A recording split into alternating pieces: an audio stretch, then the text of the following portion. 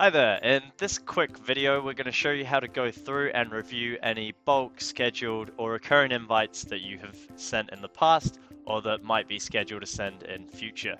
So to get started we'll just go into invites and we'll go recurring invites to review everything that we've got. We'll see here that we'll have a listing of each one, and each one will also have a status that will either be enabled or disabled. An enabled one is due to go out or it's recurring and it hasn't been sent, and the next one hasn't been sent out yet.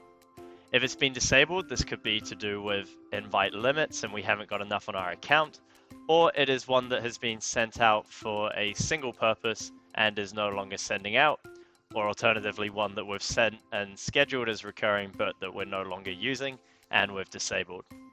So if they do ever go to disabled and you get a notification about any invite balances being used up, you can send us a message in the chat widget down here where we'll be able to sort out getting more invites onto the account if they're needed. So to go ahead and review one of these sets of invites, we can click on the magnifying glass just to have a quick glance at what's going on. So we'll see the status. We can choose to disable it, so if it's a recurring one we might want to stop these sending out, so we'll hit disable. We can also hit edit if we want to make any changes. We'll see the next send date, and we'll also see the number of recipients that we have on there. Again, we can use the edit button if we want to change any of these details. And we'll go back and we'll look at another one of these that has sent out some invites, so one of our disabled ones.